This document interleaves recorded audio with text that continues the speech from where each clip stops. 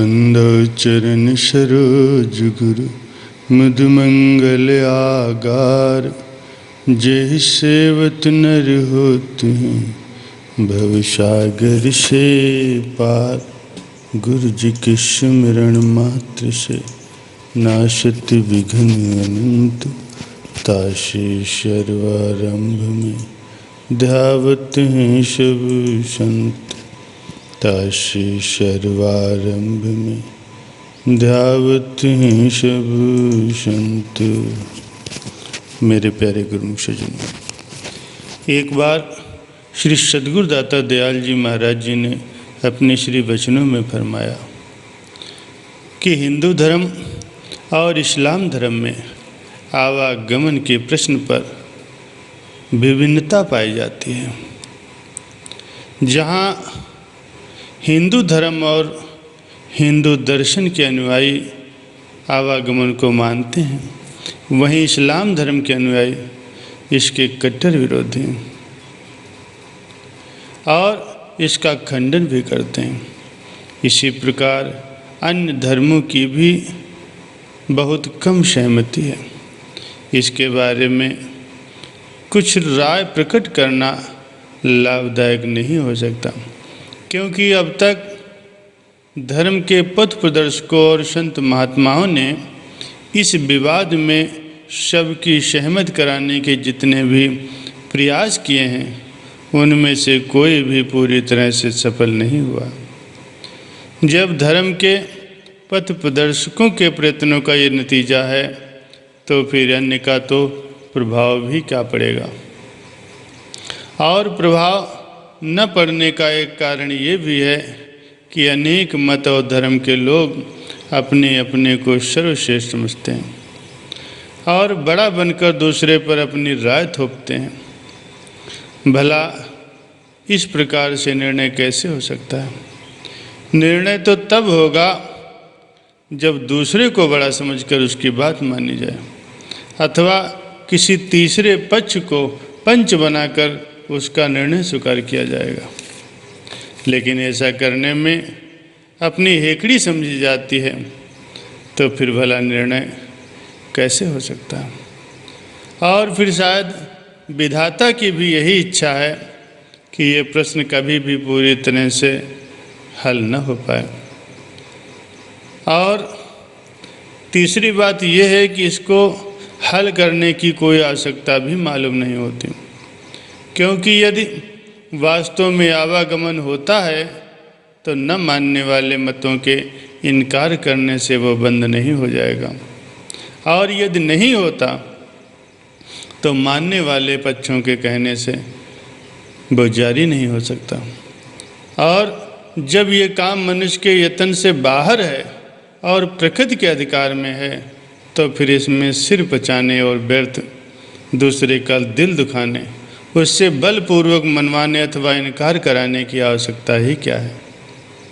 वास्तविक बात तो ये है कि जो धर्म अथवा मत आवागमन को नहीं मानते, वे भी स्वर्ग में पहुँचने अथवा दुखों से मुक्ति प्राप्त करने का साधन भजन ही बताते हैं। और जो इस आवागमन के सिद्धांत को मानते हैं, वे भी इससे मुक्ति करने का साधन भजन ही बताते हैं। अर्थात भजन ही मुख्य चीज़ है जिसके द्वारा अमर सुख प्राप्त किया जा सकता है। इसीलिए अमर सुख के अभिलाषियों को सभी दलीलों और झगड़ों को छोड़कर भजन अपनाना चाहिए, जिससे सभी दुख दर्द दूर हों और सच्चिदानंद परमपिता परमात्मा की प्राप्ति हो। सभी जीवों की वास्तविक कामना और मन का झुकाव अमर सुख प्राप्त करने पर है। यहाँ तक कि प्रत्येक जिज्ञासु जी तोड़कर उसको प्राप्त करने का प्रयत्न करता है, परंतु बहुत कम जीव ऐसे होते हैं जो उसको प्राप्त कर पाते हैं। इसका एक कारण तो ये है कि मनुष्य संसार के नश्वर और अनित्य पदार्थों में उसकी खोज करता है। भला जो वस्तु स्वयं ही नश्वर हो, उससे सुख कैसे प्राप्त हो सकता है? ऐसे व्यक्तियों को चाहिए कि शाश्वत आनंद को प्राप्त करने का साधन सभी पथ प्रदर्शकों और संत महात्माओं की आम राय से चूँकि भजन भक्ति हित पाया गया है, तो उसी साधन की ओर इन सबको जाना चाहिए। अर्थात किसी पूर्ण सद्गुरु से भजनाभ्यास का वेद जानकर सुरत शब्द योग की साधना में लग जाना चाहिए। और यदि ऐसा न करके तथा हट करके कुछ दिन के अस्थायी लाभ को दृष्टि रखकर दूसरे की ओर लगे रहें, तो फिर उनकी इच्छा। किंतु जैसे जब तक पदार्थों में वास्तविक ध्येय प्राप्त नहीं हो सकेगा, तो निराश होकर किसी न किसी दिन उन्हें पूर्ण सद्गुरु की संगत में जा कर के भजन भक्ति का साधन अपनाना ही पड़ेगा। एक बात और भी है कि बहुत से ऐसे भी मनुष्य हैं जो केवल भजन भक्ति को ही मुक्ति का साधन मानते हैं और उसको करना भी चाहते हैं, परंतु उनसे बन नहीं सकता। इसका कारण ये है कि वे स्वयं तो चैतन्य हैं, लेकिन कागजी गुरु से अर्थात पुस्तकों और पोथियों से केवल जो लेख हैं उससे शिक्षा लेना और भजन की विधि जानना चाहते हैं। इसका परिणाम ये होता है, पुस्तकीय नाम को रट रट करके मर जाते हैं, परंतु जिस आनंद की इतनी खोज है उसका और बराबर भी उनको प्राप्ति नहीं होती।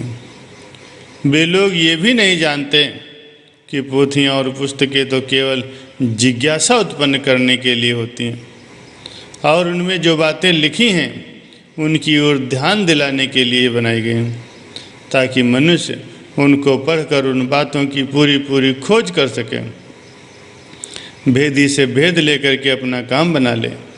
इसी कारण प्रत्येक धर्म और मत की पुस्तकें उसी देश की भाषा में लिखी जाती हैं जिस देश में वो धर्म आरंभ हुआ था, ताकि वहाँ के लोग उनको अच्छी प्रकार से समझकर उनसे लाभ उठा सकें।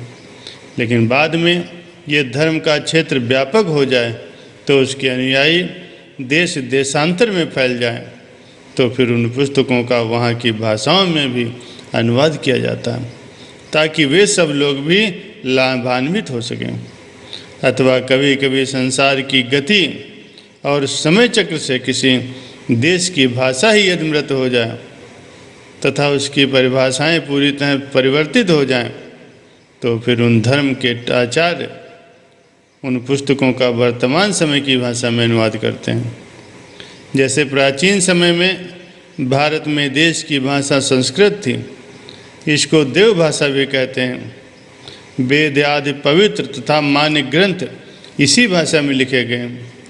जब समय चक्र के कारण पहले की संस्कृत में कुछ परिवर्तन हो गया और जब वे पहले के ग्रंथ जन साधारण की समझ में न आने लगे, तो श्री व्यास जी महाराज ने द्वापर युग के अंत में उस समय की प्रचलित संस्कृत के वेदों का अनुवाद किया।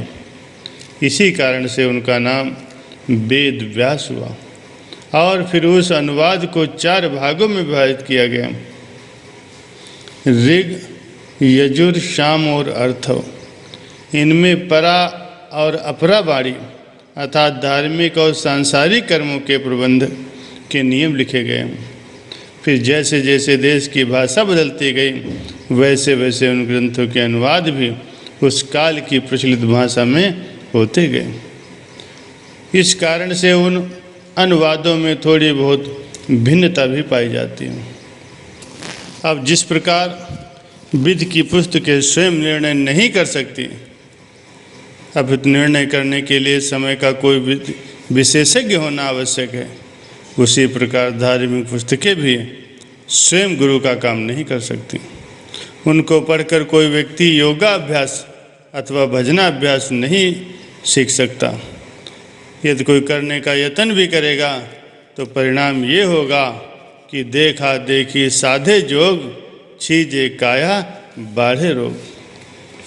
ये बात स्पष्ट है कि किसी विद्या को प्राप्त करना होता है तो उसके लिए गुरु अथवा आचार्य की आवश्यकता होती है। जो लोग बिना गुरु किए इधर उधर से कुछ सीख लेते हैं, उनको पूर्णता और निपुणता प्राप्त नहीं होती। कहावत भी प्रसिद्ध है कि निगरों की विद्या काम नहीं आती। जब साधारण ज्ञान विज्ञान बिना गुरु के प्राप्त नहीं हो सकता, तो फिर वेदांत, जो कि विद्या का अंत है और स्वयं को पहचानने का ज्ञान है, वो बिना गुरु के भला कैसे सीखा जा सकता है। कुछ लोग इस प्रकार के भी हैं जिन्होंने पारिवारिक रीति के अनुसार गुरु धारण किया है और किसी परमार्थिक परम संत परिपूर्ण सतगुरु की खोज नहीं की है, तो उनका भी काम बनने की कोई आशा नहीं है। जो स्वयं गुरु ही भटका हुआ है, वो दूसरे का भला पथ प्रदर्शन कैसे कर सकता है। परिणाम ये होता है कि वे दूसरे भी मनुष्य कुछ इधर उधर भटक कर वहीं के वहीं रह जाते हैं।